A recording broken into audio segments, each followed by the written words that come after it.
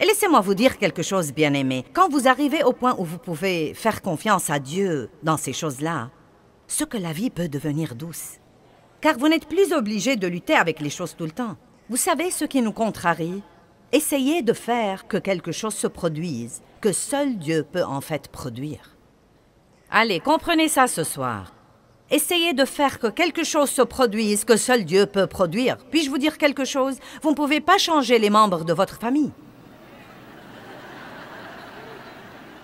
Bulletin, flash, flash du ciel. Vous ne pouvez pas changer les membres de votre famille. Vous pouvez leur donner l'exemple. Et à dire vrai, si nous faisons un petit effort pour donner l'exemple un peu plus, et si nous fermons notre bouche un peu plus, et si nous arrêtons de dire à tout le monde ce qu'ils devraient faire, eh bien, c'est encore tôt et je prêche bien déjà.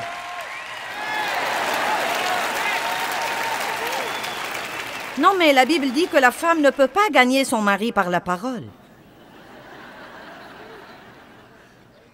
Mais elle peut le gagner par sa conduite pieuse et par son attitude pieuse également. Amen. Certains d'entre vous ont entendu parler de Smith Wigglesworth, qui était un grand pasteur. Il était plombier et il a fini par devenir pasteur.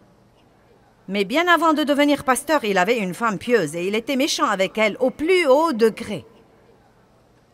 Il ne voulait pas qu'elle aille à l'église, mais elle y allait quand même. Elle disait qu'elle n'allait pas abandonner sa relation avec Dieu et sa communion avec les autres croyants. Et il l'enfermait dehors.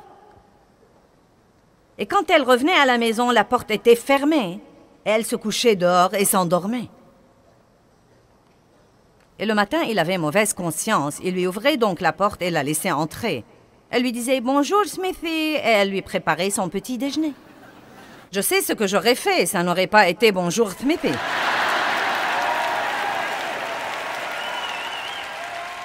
Mais d'un autre côté, si j'étais mariée à cet homme, il serait resté plombier et ne serait jamais devenu grand pasteur. Mais elle lui donnait l'exemple dont nous avons parlé.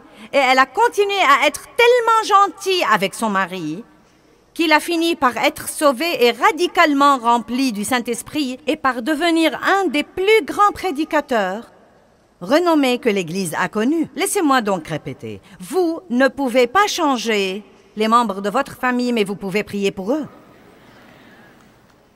Et si vous priez, vous ouvrez la porte à Dieu pour travailler.